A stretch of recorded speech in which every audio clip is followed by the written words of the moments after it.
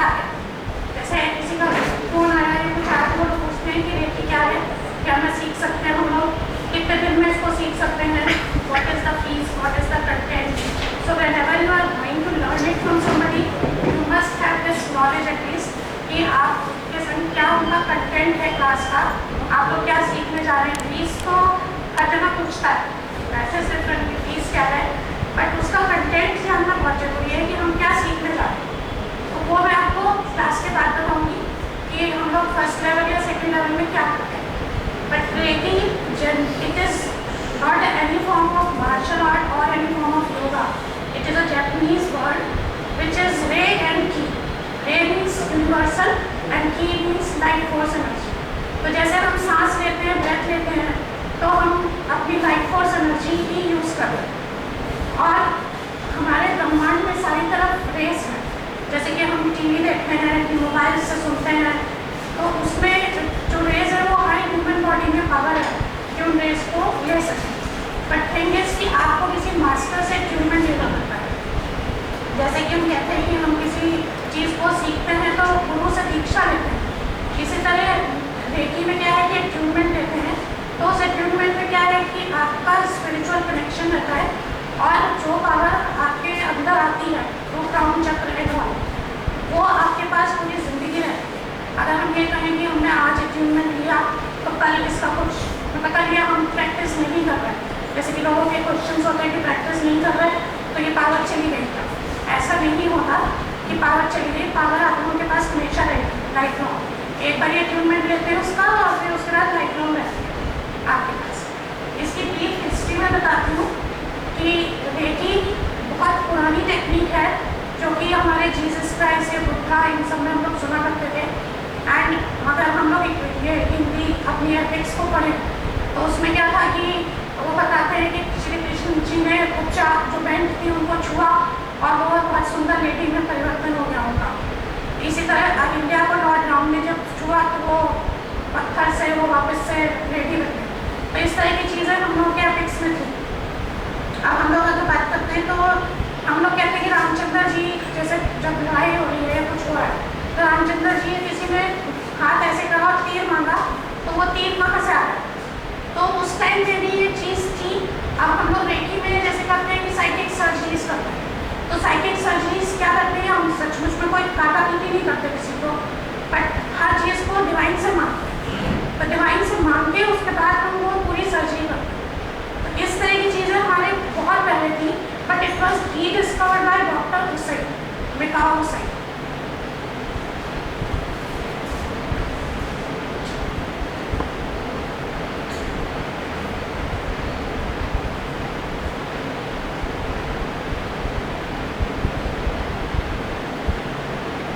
Doctor Mikao Hussain जो थे वो एक जापान में एक डीन थे यूनिवर्सिटी में। तो वहाँ जब वो लेक्चर दे रहे थे तो उन लोगों के स्टूडेंट्स ने उनसे पूछा कि जिस तरह जीसस क्राइस्ट हील करते थे वो क्या टेक्निक थी वो आप हमको बताइए। तो इस क्वेश्चन को सुन के ही बस स्टन कि उनको उसका आंसर नहीं आता था। तो उन्होंने वहाँ से रिज़ाइन किया एंड उसके बाद उन्होंने अमेरिका जाके एक यूनिवर्सिटी ज्वाइन की जहाँ उन्होंने theology he became the doctor of theology. उसके बाद he went to America, there also उन्होंने बहुत सारी रिसर्च की, उनको उसका आंसर नहीं मिला जब तो वो ट्रैवल करे नेपाल। वहाँ पर एक ज़ेन मोनेस्ट्री थी, वहाँ पर उनको एक एबट मिले तो उन्होंने उनसे पूछा तो इन्होंने एबट में उनको एनकरेज करा कि आप ऐसे आप इसकी जो आपकी रिसर्च है इसको जारी रखिए। तो वो फिर नॉर्थ इंडिया ट्रैवल करे और उन्होंने काफ़ी अपनी होली राइटिंग्स संस्कृत ये सब पढ़ा।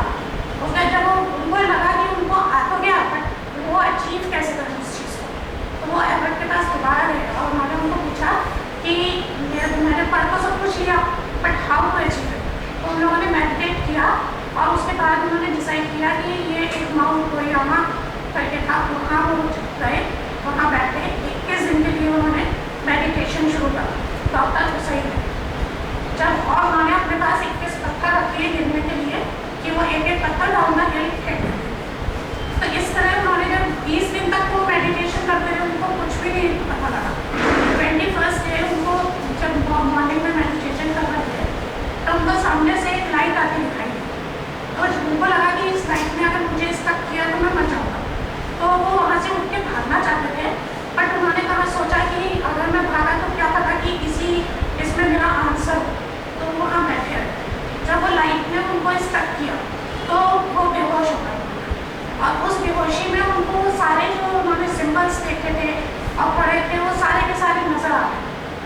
जब वो बहुत देर बाद उठे तो फर्स्ट मिरेकल क्या हुआ कि वो उन पे इतनी ज़्यादा एनर्जी थी, मतलब इतने दिन मेडिटेशन करने के बाद भी उनमें इतनी एनर्जी थी कि ही वाज फीलिंग कि मेरे अंदर तो बहुत सारी एनर्जी है।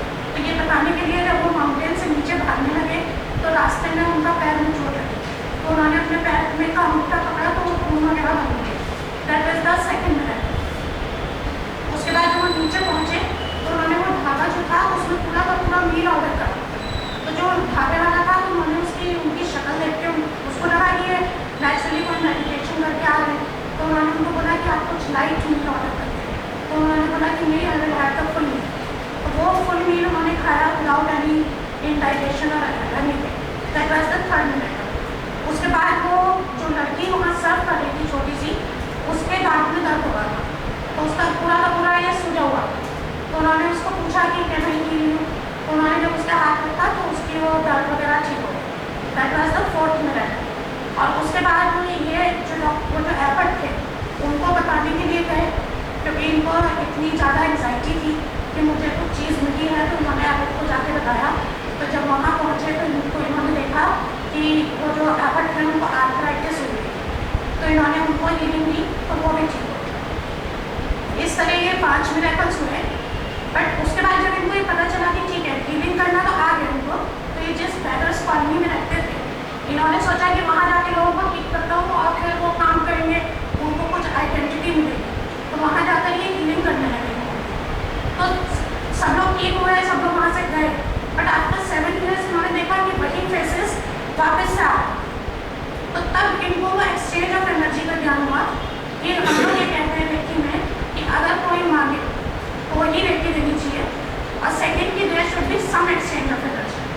पहले जैसे घर के लोग हैं तो हम नेचुरली उनके संग तो हम लोग नहीं कुछ भी लेन देन करते हैं। अगर कोई बहुत गरीब है तो हम उसको कहते हैं कि ठीक है तुम मंदिर में पैसे चढ़ा दो, या कोई गाय को चारा खिला दो, वटेवर। तो there should be some exchange of energy. अब उसमें ये पूछा जाता है हम लोगों से कि मनी क्यों देना चाहिए, ठीक है ना। तो उसमें क्या है कि हम मंदिर में जाते हैं तो भगवान के आगे पैसा चढ़ाते हैं, हम कोई एजुकेशन भी ले जाते हैं तो हम वहाँ पर फीस देते हैं।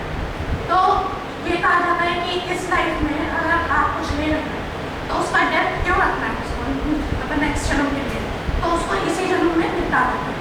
और आजकल बहुत ईजी है कि आप मनी अगर दे रहे हैं तो वो एक्सचेंज ऑफ एनर्जी हो गई। तो क्योंकि इसमें सबसे बड़ा क्वेश्चन ये आता है कि आप फ्री में क्यों नहीं करते इस चीज़ को। तो फ्री में तो क्या है कि इसकी कोई हम लोगों ने जैसे तरह सपोज कि किसी से बहुत कम वो लिया मनी और वटेवर, तो हमने देखा कि उसकी वैल्यू नहीं थी। एक तो क्या है कि दूसरा पर्सन ये समझता है कि वो हमको ऑब्लाइज कर रहा है, कि वो हमसे हीलिंग ले रहा है कि क्या ले रहा है, और फिर उसमें उतनी फेथ नहीं थी कि वो मतलब रेगुलर ले सकें। अरे हम लोग ये कहते हैं कि इट्स रेकी जो है वो एक ऑल्टरनेट थेरेपी है। रेकी जो सीखे होते हैं मास्टर्स होते हैं या जो भी हीलर्स हैं वो कोई डॉक्टर्स नहीं है, तो उसमें ऐसा नहीं है कि हम कहने की दवाई बंद कर दीजिए आप, ऐसा नहीं होता। ये ऑल्टरनेट थेरेपी चल रही है इसके संग संग, तो वो धीरे धीरे जब फायदा होने लगता है तो दवाई अपने आप ही बंद होगी एक्चुअली। तो अब क्या है कि अभी एक इंडिया टुडे में भी आर्टिकल आया था पीछे ऑन एंटीबायोटिक्स कि उसके कितने साइड इफेक्ट हैं, तो लोग इसीलिए हम लोग देखते हैं कि लोग कितने सारे लोग ऑल्टरनेट थेरेपी पे जाने लगे। मे बी कि वो रेकी हो या सहजियो हो या जो भी फील्ड है, बेसिकली स्पिरिचुअल साइड में ज़्यादा लोग आने लगे। और रेकी में पूरा फेथ चाहिए। मैं आपको एक स्टोरी सुनाती हूँ।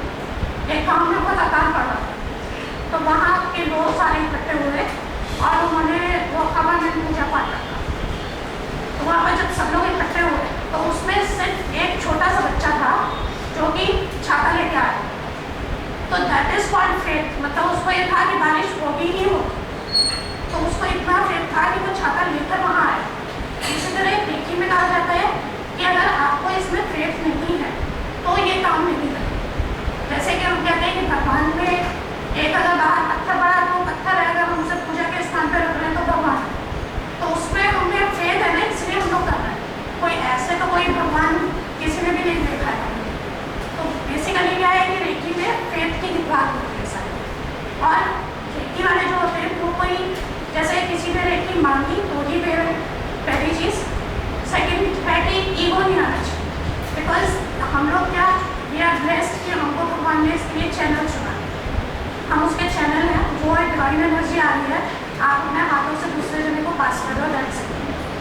अभी अगर हम लोगों में ईगो आ गई तो वो बेकार है वो चीज़।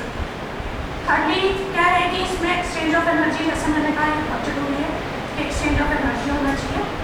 और रेकी का माइंड अपना होता है, उसमें रेकी जहाँ उसको जाना है, जहाँ डायरेक्ट होना है, वो उतना ही गुस्सा करना लेगा।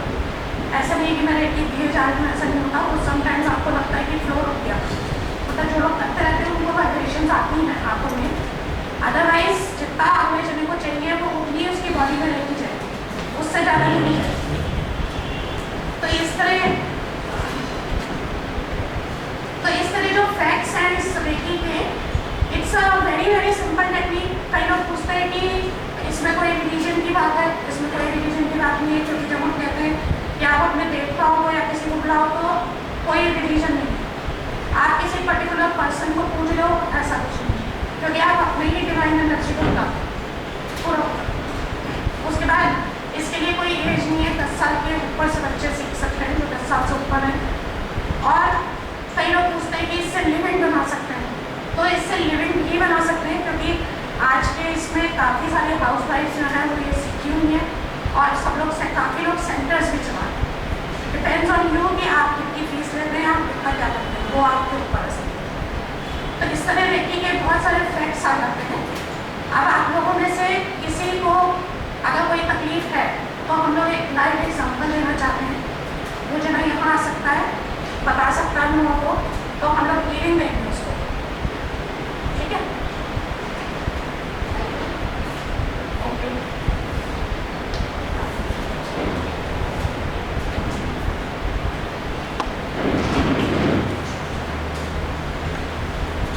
आपको बताना पड़ेगा कि आपकी प्रॉब्लम क्या है।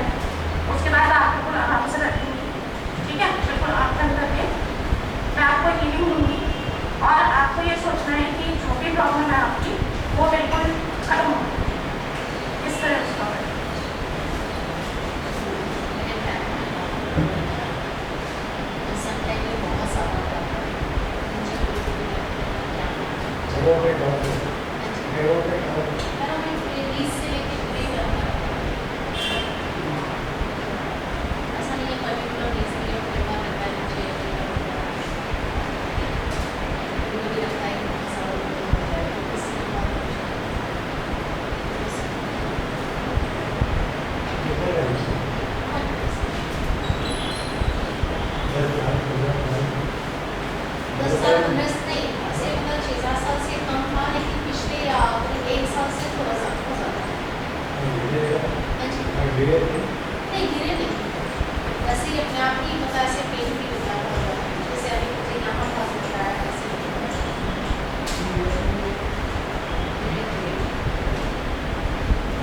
आपको बिल्कुल आराम से ये क्रॉस नहीं करना है पैर,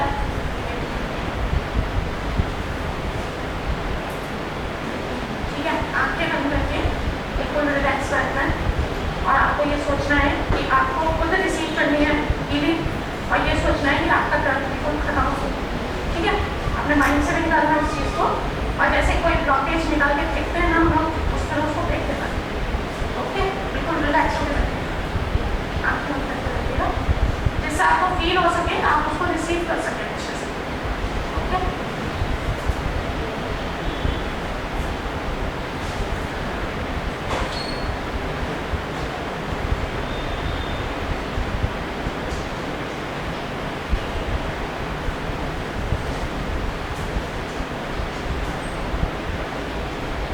आपका नाम,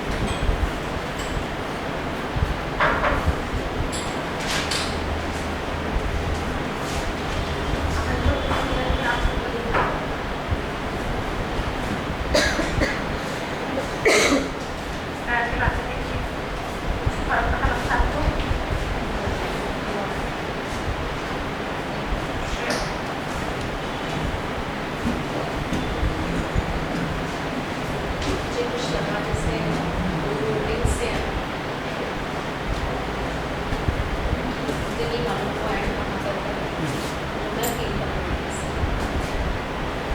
दैट रिलैक्स को फील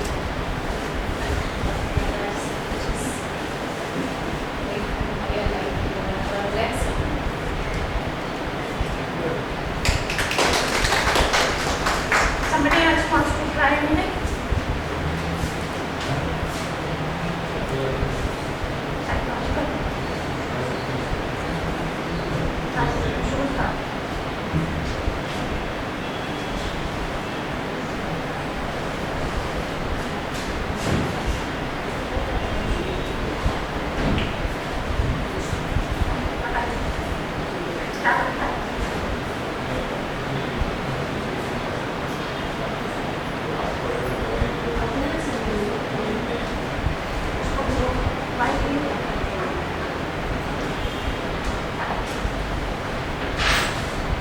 हेलो, साइकाट्रिस्ट ने मुझे स्किज़ोफ्रेनिया डायग्नोज किया है।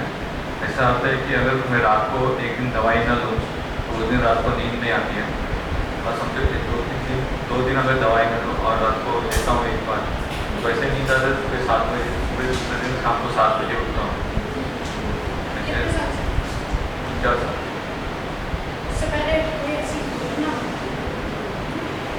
नहीं, हाँ, तो मुझे ऐसा लगता था समझो कोई 2 जन बात कर रहे हैं तो मेरे बारे में बात कर रहे हैं, ऐसे तो और साथ में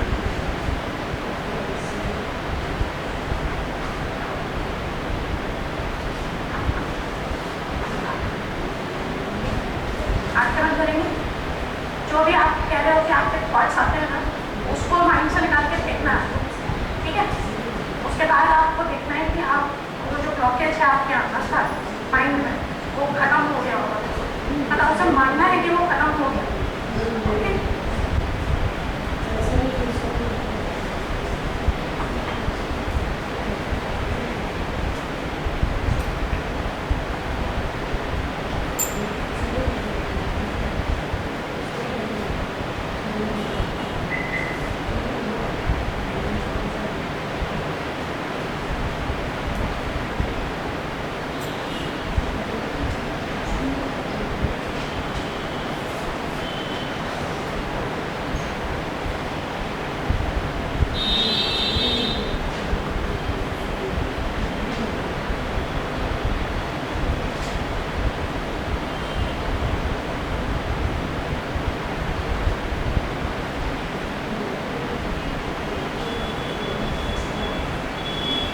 प्रॉब्लम को देखिए, वो कोई शेप ले लिया आपके दिमाग में,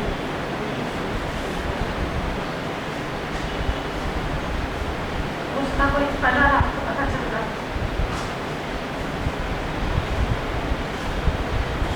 वो पूरे ब्लॉकेज कोई आकार उस पर पूरी तरह से कंसंट्रेट कर।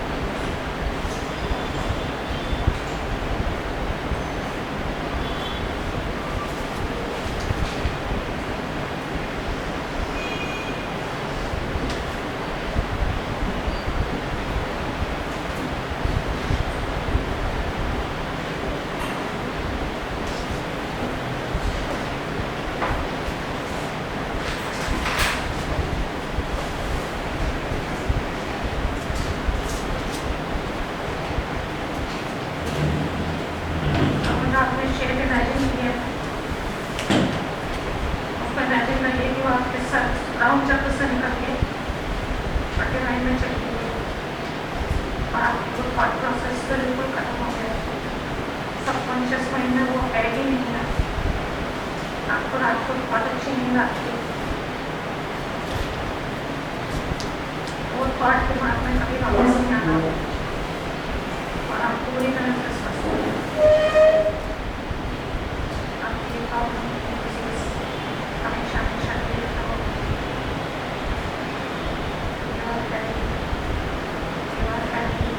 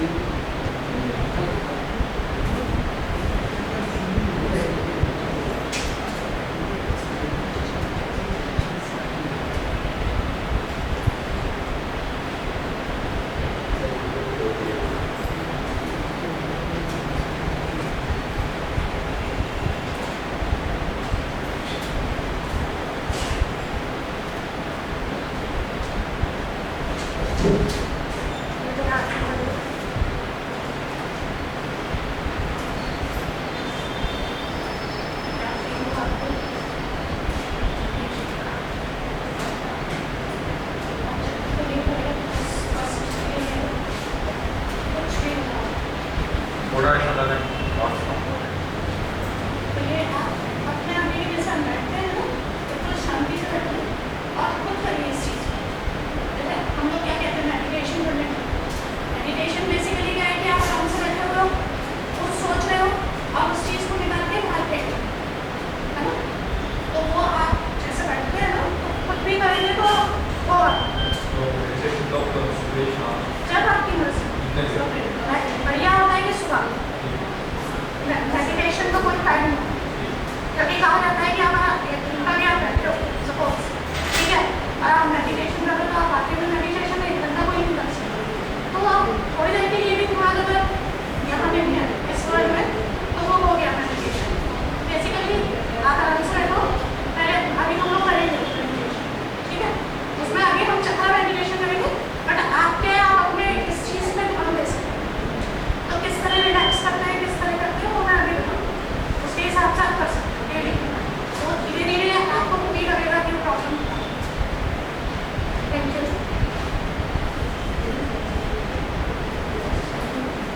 आप लोगों को और किसी को कुछ सवाल पूछना है उसके बारे में? हम लोग लेट आए, जरा पता नहीं लगता है। हम लोग लेट आए, बिकेम लेट। हम लोग रेकी के बारे में बात कर रहे थे कि रेकी जो है वो बहुत एक हीलिंग टेक्निक है, ऑल्टरनेट थेरेपी, जिसमें कि हम लोग ये कहते हैं कि डॉक्टर्स के पास लोग जाते हैं तो आजकल क्या है कि दवाइयों के बहुत साइड इफेक्ट हैं, जैसे कि हम चलना जानते हैं।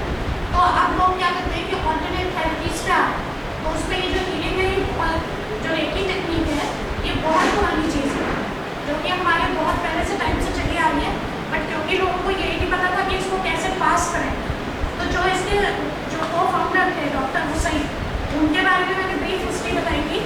और डॉक्टर हुसैन के बाद इसको डॉक्टर हयाशी को उन्होंने पास करा।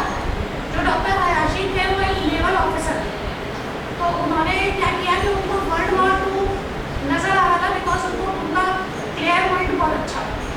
तो जब वर्ल्ड वॉर 2 नज़र आ रहा था तो उन्होंने ये सोचा कि जिन हाथों से मैं खुद हीलिंग करता हूँ तो उन हाथों से लोगों को कैसे मार सकता हूँ। तो उनका लेकिन ये था कि उनसे पहले कोई और जने को वो इक्विपमेंट दे या इस विद्या को पास करे। तो उस टाइम तक वो जो डॉक्टर हयाशी थे, उनकी फर्स्ट रेकी क्लिनिक जो उन्होंने खोली, वहाँ पर एक मिसेस तकाता, ये सब ब्लड मास्टर्स थे रेकी में। तो जो मिसेस तकाता थी उनको बहुत सारी प्रॉब्लम्स थी, तो उनको किसी ने डॉक्टर हयाशी का बताया था कि आप वहाँ जाके हीलिंग कराएंगे तो एकदम ठीक हो जाएंगे। तो ये उनकी क्लिनिक में गए थे हीलिंग की, और जब वर्ल्ड वॉर उन्होंने देखा कि होने वाला है तो उन्होंने सब लोगों को इकट्ठा किया।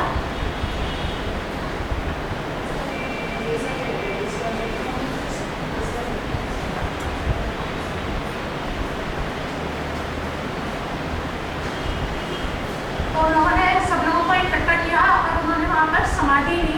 उससे पहले उन्होंने डॉक्टर तकाता को ट्यून कर दिया। तो जब उन्होंने समाधि ली और टाउन हॉल में उनकी बॉडी रखी बॉडी रही थी उसमें कोई आइस कोई केमिकल नहीं था, और उन्हीं की एक क्लिनिक थी जो कि वर्ल्ड वॉर में बची हुई थी, डॉक्टर हयाशी। तो जो डॉक्टर मिसेस तकाता थी उन्होंने फिर 300 मास्टर्स बनाए, और उस टाइम में भी उनके हिसाब से कोई ऐसा जगह नहीं था कि जो ग्रैंड मास्टर बन सके उस टाइम में। तो इस तरह ये रेकी जो हीलिंग टेक्निक है ये हैंड्स हीलिंग है, इसमें किसी को कोई टच हीलिंग नहीं है, कुछ नहीं है। आप यहाँ से बैठ के वर्ल्ड में किसी को भी हीलिंग कर सकते हैं।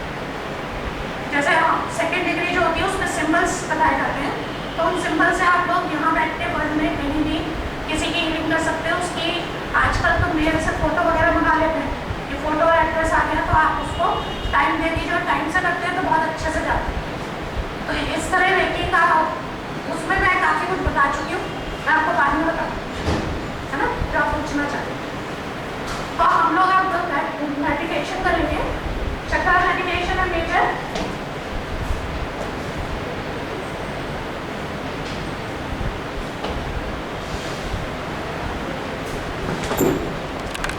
ये क्राउन चक्र है, ये ब्रोच चक्र है, ब्रोच चक्र, हार्ट चक्र, सोलर प्लेक्सस, हारा एंड रूट चक्र। इसके जो कलर्स हैं जो प्योर होता है हम लोग का रेनबो कलर, सारे कलर्स वही हैं, ऊपर से violet, indigo, blue, green, yellow, orange and red. इनकी जो साउंड्स हैं वो मैं बोलूँगी, लेकिन आज जब मेडिटेशन करेंगे तो साउंड्स ना भी करें तो ठीक है, वो आप कलर इमेजिन करना। ओके, लाइट्स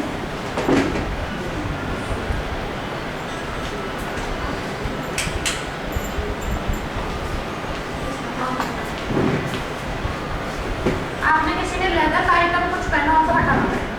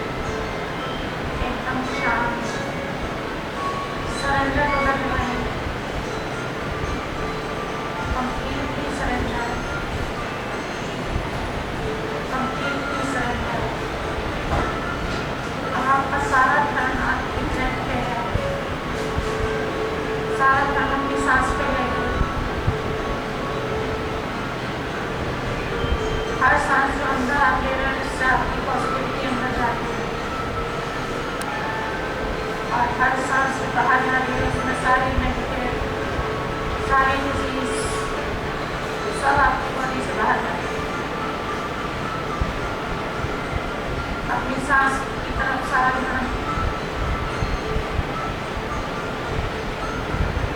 सांस कैसे चल रही है।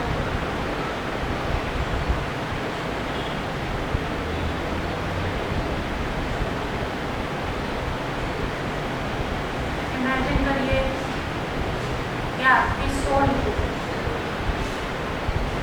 आपके शरीर से निकल के ऊपर की ओर जा रही है।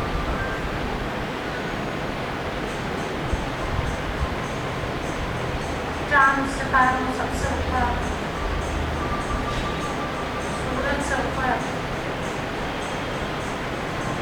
और ऊपर और ऊपर, और वहाँ आपके इष्ट देवता खड़े हैं,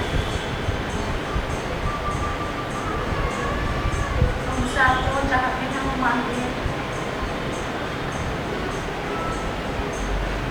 ऐसा साक्षात्कार आपका बहुत मुश्किलों में होता है।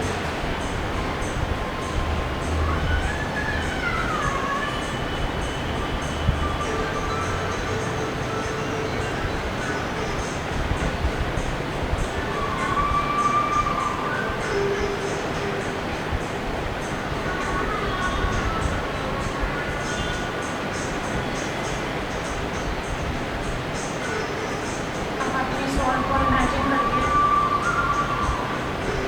धीरे धीरे नीचे की ओर आ रही है,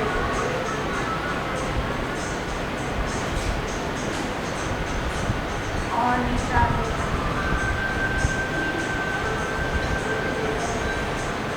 और आपके शरीर में प्रवेश कर रही है।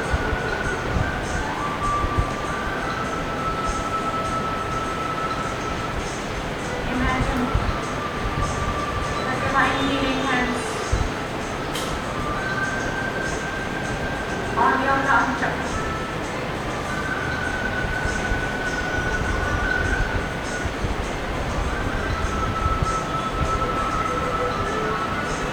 आपके साथ इष्ट देवता आपको आशीर्वाद दे रहे हैं।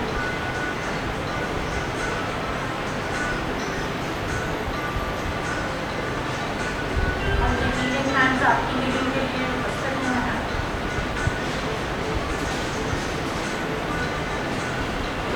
अब आपका सारा ध्यान आपके रूप चक्र पे आ गया।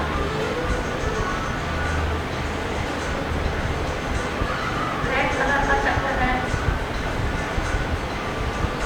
और साउंड है नम। उस पर पूरी तरह से फोकस करिए और देखिए कि सारा का सारा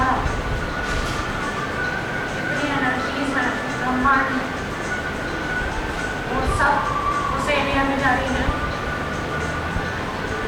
और उससे रिलेटेड जितनी भी बीमारी है, जितनी भी नेगेटिविटी है,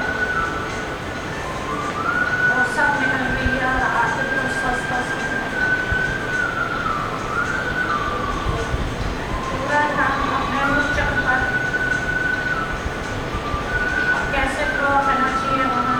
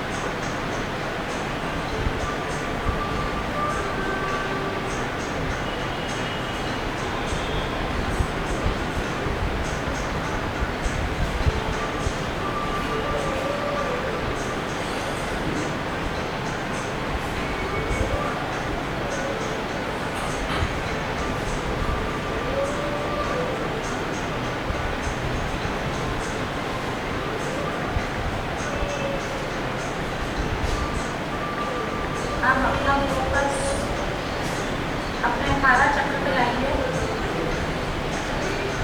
नाभि के 3 नंबर नीचे।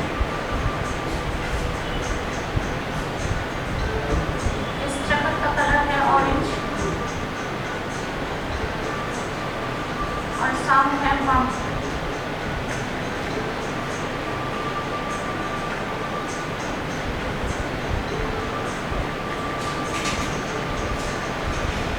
महसूस कीजिए सारी पॉजिटिव एनर्जी आपके हर चक्कर में डालिए और आप सारी बीमारियों से मुक्त रहें।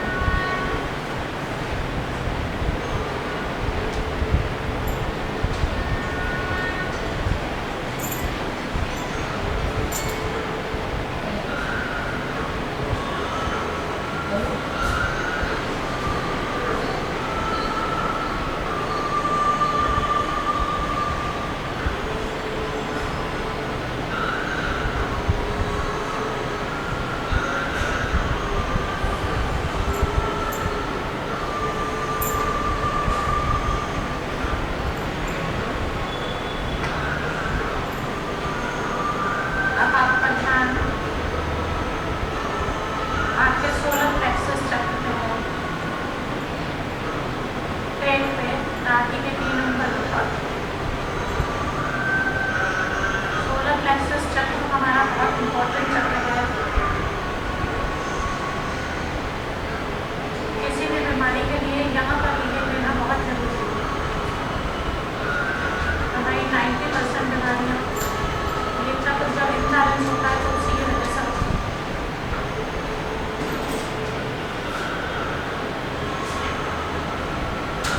इसका कलर है येलो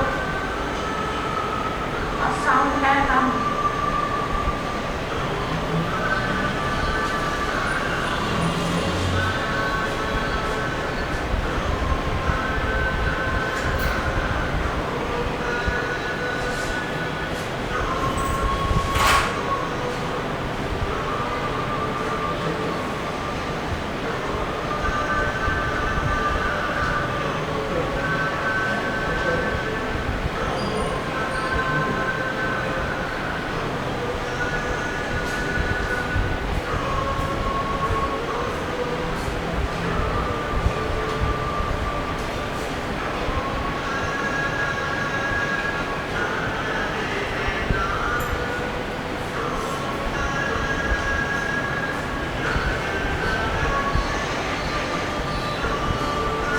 अब अपना ध्यान अपने हार्ट चक्र पे लाइए। इसका कलर है ग्रीन और साउंड है यम।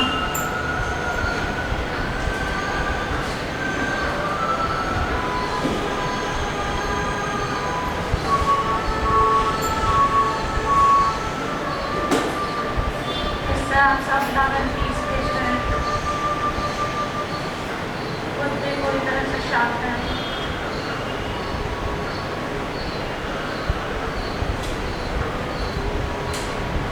पूरा फोकस, सारी एनर्जी सब हार्ट चक्र में जाती है।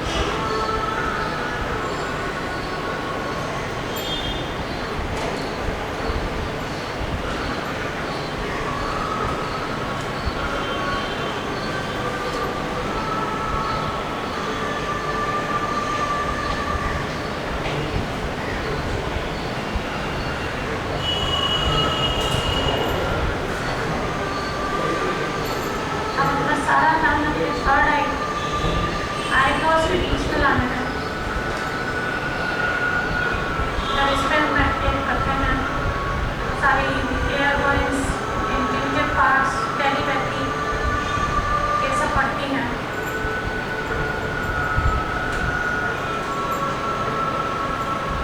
और ये स्पिरिचुअल कनेक्शन के लिए इसका विकसित होना बहुत जरूरी है। इसका कलर है ब्लू और साउंड है ओम। ओम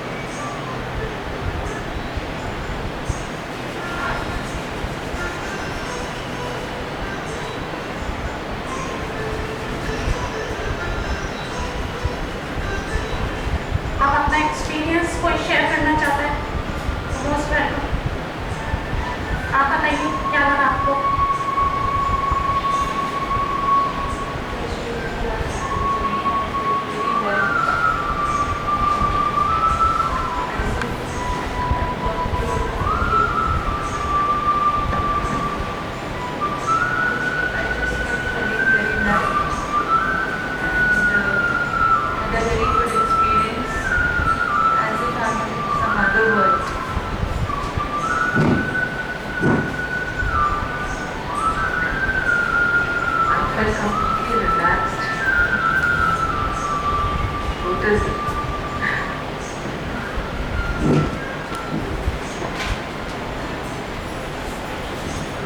Really मुझे लगा जैसे जब शरीर के पास और जब अपने काम चक्र पे लगा वास्तव में मैं भी करती हूँ कि वो मुझे आशीर्वाद दें और आई फील सो रिलैक्स्ड.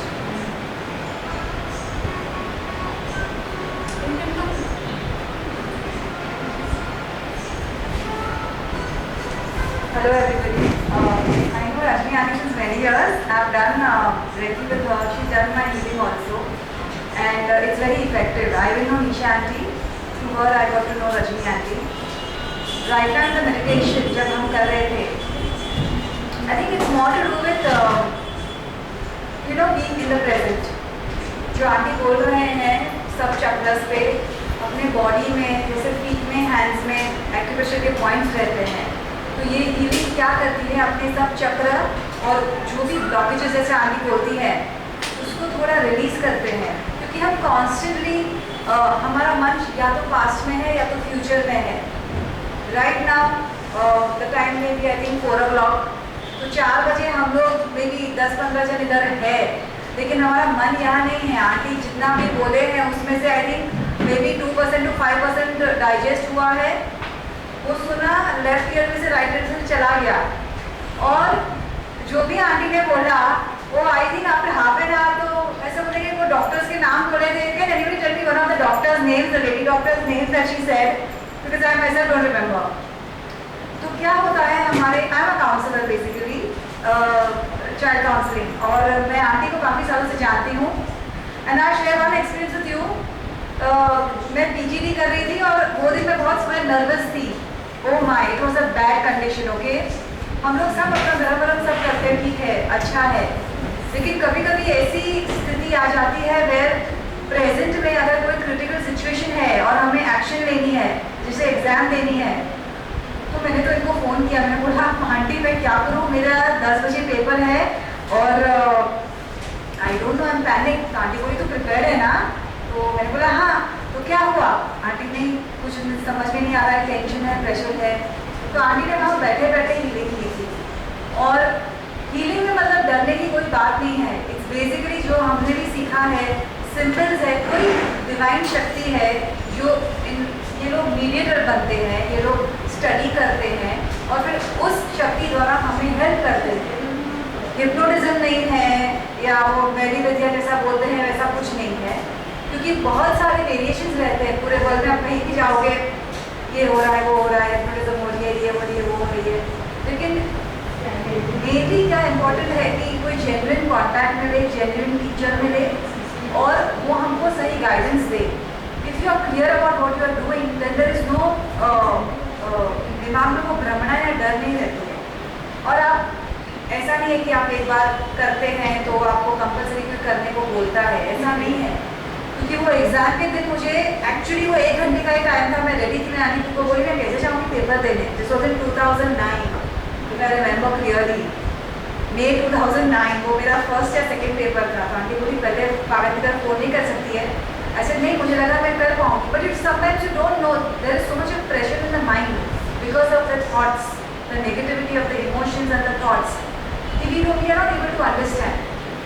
तो तब और उस हिसाब से काफ़ी जैसे बैक एलिमेंट्स है या टेंशन आ जाता है. फ़र्क क्या पड़ता है कि खुद सीखो आप. तो आपको वो 21 डेज की जो हीलिंग है या 11 डेज के बोलते हैं, इन लोग के पास भी कोई भी केस आता है तो वो बोलते हैं 21 days are first healing, but don't expect miracles. तो coming back to what we did today meditation was we are disconnecting from the past, from the future, and we are inviting our thoughts and our emotions in a pure place. जैसे बोले इष्ट देव को याद कीजिए, your soul is going to the isht dev and coming back. So what are we doing actually? We are actually removing, जैसे aunty बोली, negative thoughts from our brain, from our mind, and we are inviting positivity. And imagine in this whole world, there are so many people, and everybody has a mind. And in that mind, how many thoughts are there? Auntie, how many thoughts in your mind right now? Billions, millions. How many thoughts in Auntie's mind? how many thoughts in our mind, and we keep on interacting with everybody, you know. Right now I'm interacting with 10 people. When I'll go outside, I'll meet maybe 50 more people. The whole day we are meeting not human beings, we are actually meeting minds. And they are carrying thoughts. The thoughts are carrying energy. Either it's positive energy or negative energy. And sometimes when you enter certain homes, you feel positive vibes.